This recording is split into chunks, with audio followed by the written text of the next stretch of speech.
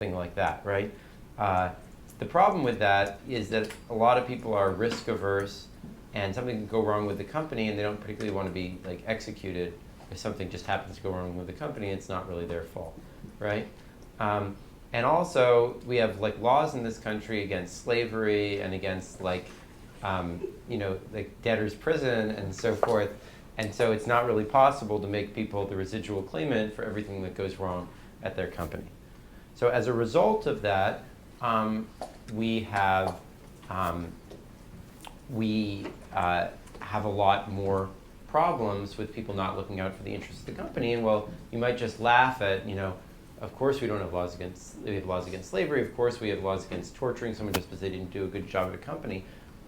I just want to remind you of what I said before. Not having the ability to make the managers act in the interest of the company can have a lot of harmful consequences as well, because it encourages this nepotism so that they make sure that the people that hire them work in their interest. So if you go somewhere like India, almost any factory manager is limited by the size of his family in terms of how big his company can grow, because he doesn't trust anyone else to run the company because he knows that they'll just steal him blind. So you actually see in India that there's like some companies that are massively more productive than others, but that don't grow at all and take over other companies because they can't find anyone else to run it. Whereas if someone has and people have a lot more children for the explicit goal of having someone to run the things that they can trust. Okay, so I think to a large extent you can view old boys networks, nepotism, in-groups, people trading with people who they went to college with, as an outgrowth of the lack of corporate governance institutions to keep people acting in the interests of their higher-ups. Okay, so we'll return to this sort of problem throughout economics. It's an analogy for lots of things in economics, but I want to just sort of warm up by giving you an overview of it here. Okay.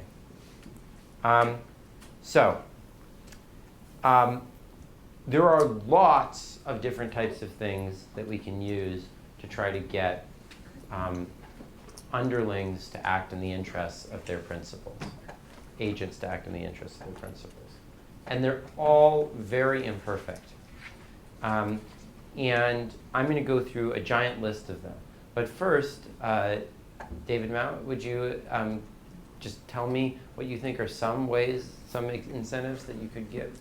Of management, you could give the managers more money if they act in alignment with the company. Yeah. So what would we call that in business world? Bonus. Yeah. Bonus is a good example of that, right? Yeah. So economists tend to emphasize exactly the sort of thing that David talked about. So like, you give them an equity stake in the company, you give them stock options, you give some other sort of financial benefit. And that's important. But what I'm going to try to do is I'm going to try to walk down this and like gradually talk about things that economists are less and less comfortable with, which play also incredibly important roles in incentivizing people in corporations. And if you ever study management, if you ever go to business school, you'll learn that those things are hugely important along with all these sort of purely material things. So one thing, still pretty material, is what's called vesting or deferred compensation, where rather than just giving you options, we like give you options, but you can't sell it for a while, so you're like forced to hold it for a longer time, or we take it away from you if something really bad happens. So we have like the right to take it away from you in the future. Another example is direct management or monitoring. So sometimes, and this happens a lot for people doing sort of more menial tasks, if you go to like McDonald's, those people aren't getting equity stakes in McDonald's, but someone is like constantly on their back to make sure that they're not slacking off, right? Another example is lawsuits or audits. So we can audit you and then sue you if you didn't do what you were supposed to be doing. That happened with Enron, and there was a bunch of other, cases where there were, frauds, and auditors came in and there was a lawsuit. Okay. Efficiency wages are another example of that. So what's an efficiency wage? Go ahead. An efficiency wage is basically where you pay someone above the going market rate for labor to convince them to stay within your company, as opposed to receiving training and then going somewhere else. Yeah. So yeah, the issue of training is one thing. Another issue is just you pay people more than they're worth just to make them insecure so that they'll want to keep their job, right? So that's a powerful incentive. If you pay people more, if you make your job like really cushy and great, then people are going to be really worried about doing anything to offend the boss or to screw up because they don't want to lose their job. So that's an important issue. So we're already starting to get into things where like this is like, economists are kind of comfortable with this, but economists at the University of Chicago not so comfortable with this. Now we're going to get into stuff that like all economists are uncomfortable with. Yeah, go ahead. Sorry, but yeah. Efficiency wages don't always make people insecure. A great example of that would be CEOs. Yeah, so we're going to go through what these things work well for and what these things work poorly for, and and we'll talk about that. But so bonuses, not just like we give you a stake in the company, but like a bonus that's based on some piece of information about what you did is a little bit less just you get part of the company. It's like we're trying to evaluate how well you did. And that can sometimes be based on soft information. So it could just be that your manager determines how much bonus you get based on what he thinks you did that year. Another thing that's starting to get even softer is reputation. So you might want to maintain a reputation so that you can get a job in the future, and so that you can, move up in your career more broadly. That might be separate from the actual incentives you get at this company.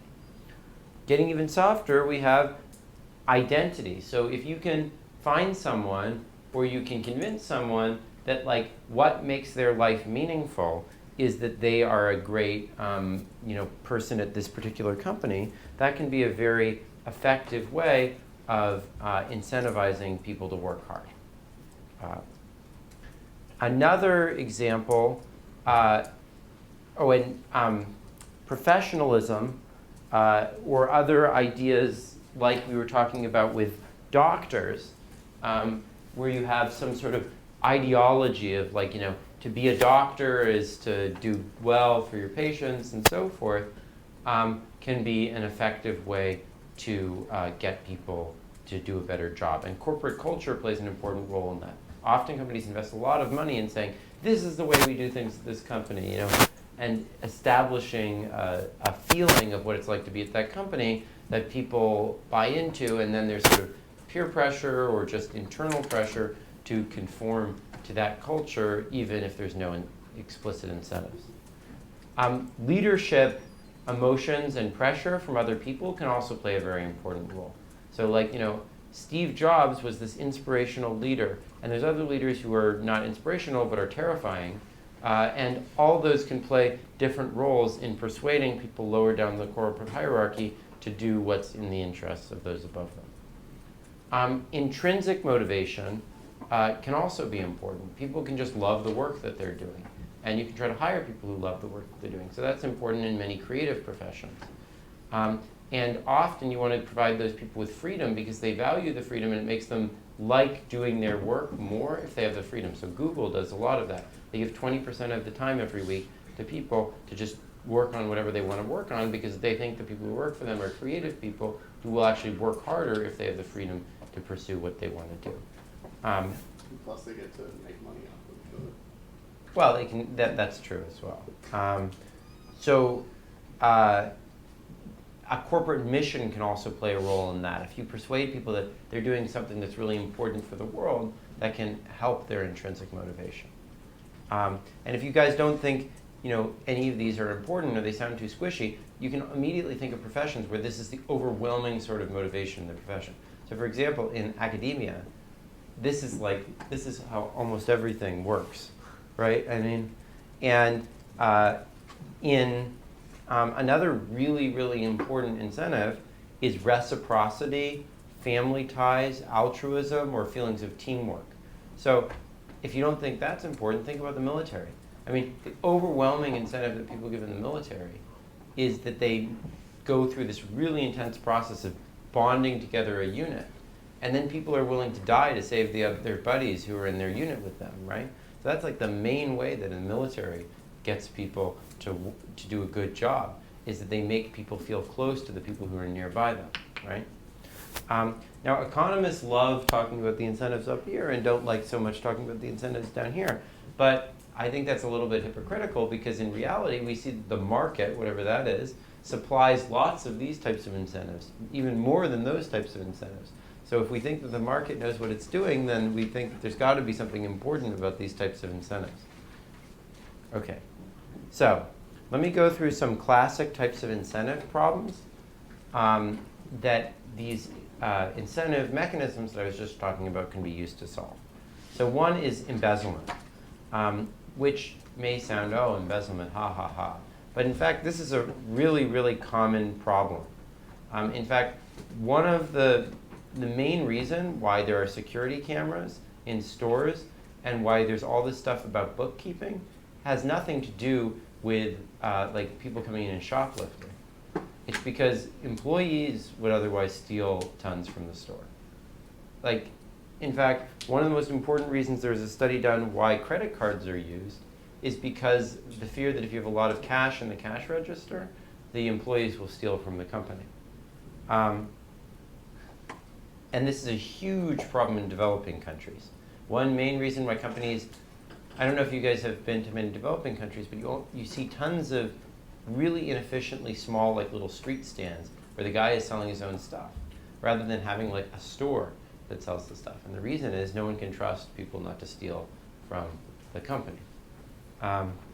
So a second type of problem is shirking, which is just like blatantly not working in the simplest sense, but also just like not really being focused, not preparing for your work. A third version is excessive, or in some cases insufficient risk-taking. So the excessive risk-taking we know is a big problem with Wall Street banks. And one reason that happens is that in some cases the employees may get the upside of any success the company has, but get very limited downside if the company does poorly, right? On the other hand, sometimes the agents can be too risk averse. So if you make them really insecure about losing their job, they might not take on any risk and just be afraid that they're going to get fired, right? In companies where you need to make choices about how ambitious the projects the company takes on are, this is a really important issue. Similar issue to excessive risk-taking is short-termism. Sometimes it's hard to give incentives that last long enough because the people at the company will be dead by the time those things come out, or at least they will have left the company. And so therefore they don't care as much as the company does about what happens in the future. Now, there are some other less traditional incentive issues that economists have focused on recently. One is called empire building, which is that many managers are sort of glory seekers, and they want to impress members of the opposite gender or to get a future job, to have like a really giant company that they're in charge of, right? And they want to like be in the newspapers all the time. But that might not necessarily be in the interest of shareholders, right? And so they might often try to expand business or do flashy things in inefficient ways.